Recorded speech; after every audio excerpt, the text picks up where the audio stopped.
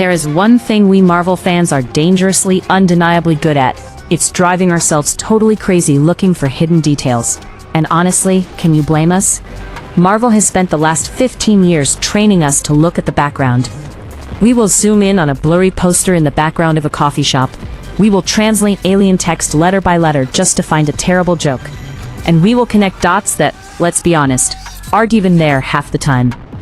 But every once in a while, a scene drops that completely shatters the internet. It stops being about fun little background jokes and becomes something that could change the entire franchise. Recently, the MCU gave us one of the most jaw-dropping, heartbreaking, and brutal moments involving our favorite street-level heroes in Daredevil Born Again. And it has sparked a massive, timeline-shattering debate. Why? Because historically, the gritty, blood-stained streets of New York have stayed a million miles away from the giant, cosmic, magic portal opening side of the MCU. But that barrier might have just been completely smashed. There is a rumored, super-secret cameo hiding right in plain sight in a pile of broken glass, and it has everyone losing their absolute minds. Did a literal cosmic god just make a secret live-action appearance right in the middle of Hell's Kitchen? Stick around, because today we are breaking down the absolute brutality of this scene, the explosive fan theories, our hilarious habit of seeing things that aren't there, and what the actual head of Marvel TV had to say about this madness. You are not going to want to miss this. Alright, to understand why a giant space god might actually care about a regular street fight in New York, we have to look at the pure tragic chaos of what just went down. We have to look at the stakes. In Daredevil Born Again, things reach an absolute terrifying boiling point. In a twist so messed up it feels like an old Greek play, Kingpin accidentally kills the love of his life, Vanessa. Well, Bullseye is trying to take out Kingpin, but Vanessa's sudden movements accidentally mess up Bullseye's shot. And as we all know from years of Marvel history, Bullseye never misses. The fact that he misses here is a cosmic anomaly in itself. But we need to talk about what Vanessa actually means. If you remember all the way back to season 1 of the original show, Vanessa wasn't just a love interest. She and that textured white painting she sold him were the only things that brought Wilson Fisk into the light. She was his anchor. She was the one single thin piece of rope keeping Wilson Fisk tied to his sanity and humanity. While this absolute nightmare of a tragedy is happening, Daredevil grabs Bullseye, and these two bloody rivals crash straight through the window of Fogwell's gym. Now, this isn't just a random brick building. This is the sacred ground where Matt Murdock's dad, Battlein' Jack Murdock, trained. It's where Daredevil was basically born. It is hallowed ground for Marvel fans. The camera hangs on Daredevil for a second as he catches his breath. But then, the director makes a very specific, very deliberate choice. The camera stops following our hero.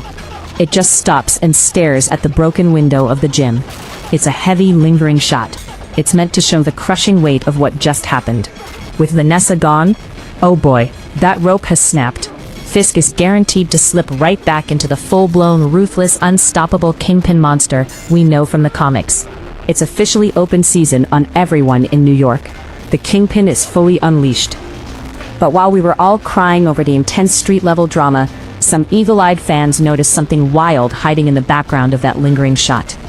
A couple of days after the episode dropped, social media went absolutely bananas. People started posting brightened screenshots of that broken window at Fogwell's gym, pointing out something that seems completely impossible. The jagged shards of broken glass, mixed perfectly with the golden streetlights outside, perfectly formed the giant glowing eyes and big bald head of Uatu the Watcher. Look at it. It looks exactly like the Watcher is standing inside the dark gym, silently observing Vanessa dying and the timeline changing. Now, if you only watch the grounded stuff like Spider-Man and Daredevil, you might be wondering, who is the big bald glowing guy? Well, in the What If cartoons, and in decades of comic books, we learn that the Watcher is a being who literally sees everything across the entire Marvel multiverse. Every universe, every timeline, every single moment. He's an omniscient cosmic god, bound by one strict oath. He can only watch. He cannot step in, he cannot interfere. But here's the catch. He usually only shows up in person when something massive is happening. In the comics, if you see the Watcher standing on your lawn, you know the world is about to end. He only reveals himself when a timeline is fundamentally shifting or breaking. So fans immediately started thinking, wait a minute, Marvel put him in the glass on purpose. The theory is that Vanessa's death isn't just sad for Wilson Fisk. It's a massive, universe-altering Nexus event. Her death creates a Kingpin so scary, so ruthless, and so powerful that it's going to destabilize the entire Marvel Universe, right as we are heading into these big multiverse movies. Crazy, right?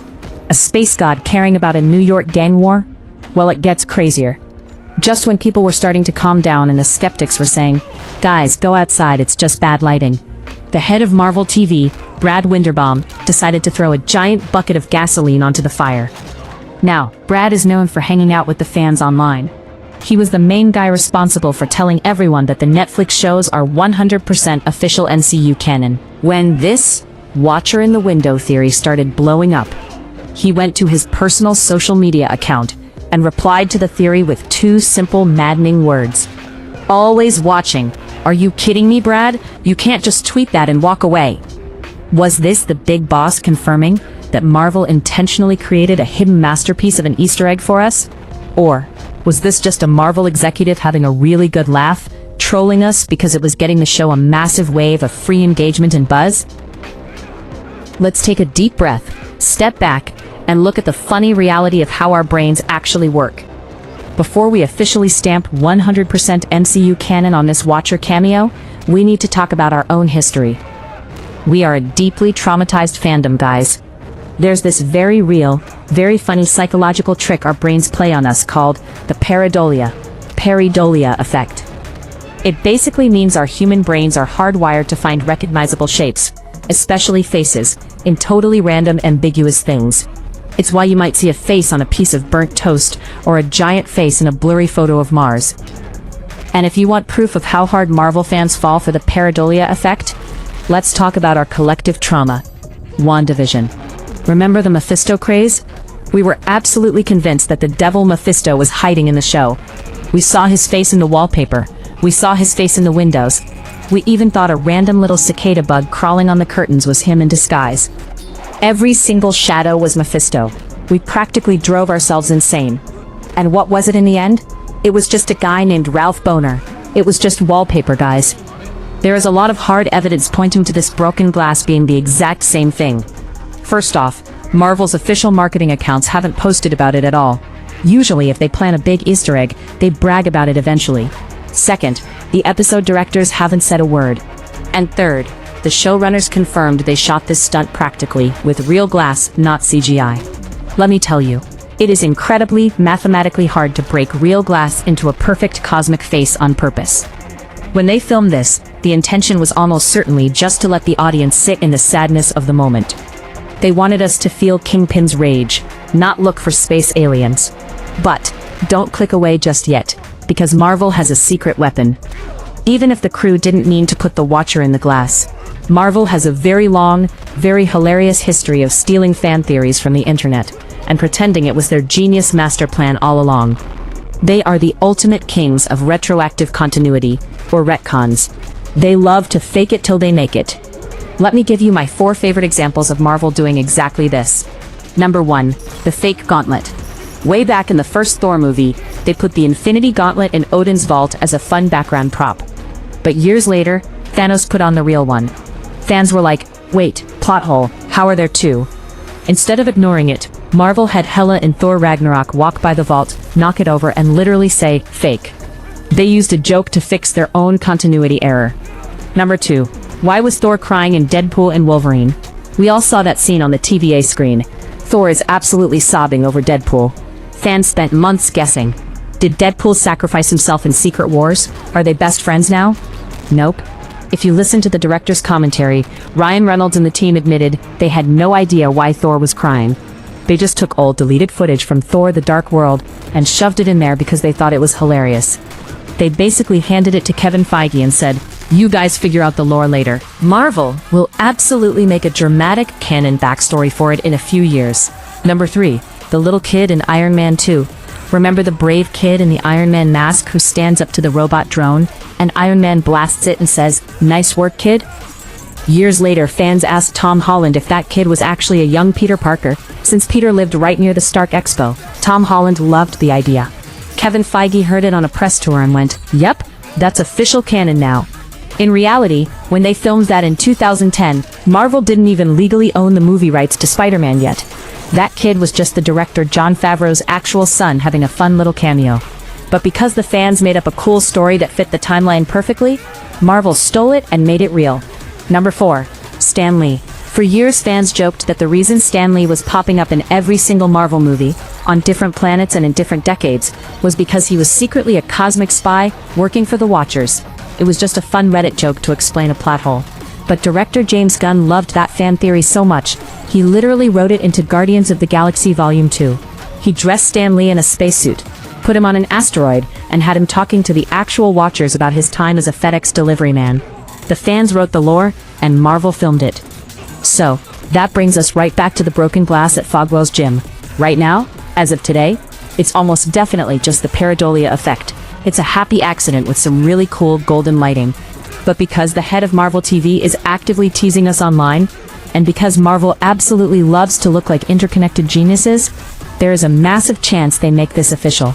Marvel is building a massive runway right now toward Avengers Doomsday and Secret Wars. The multiverse is going to collapse. We know Kingpin is becoming mayor of New York. The street-level heroes and the cosmic heroes are going to have to collide. They need every drop of hype they can get. If fans want the giant bald space god to be witnessing the birth of the ultimate Kingpin, Marvel might just write that into the script right now.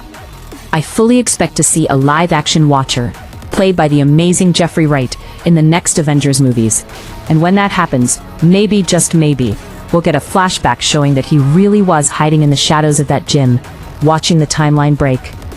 But now I pass the microphone over to you. What do you think? Did the cinematography and lighting crew perfectly meticulously plan out that broken glass to look like the Watcher? Or is Marvel just riding the wave of a lucky fan theory and pretending they are masterminds? Drop your thoughts, your craziest Mephisto theories, and your take on the great Fogwell's gym debate down in the comments below.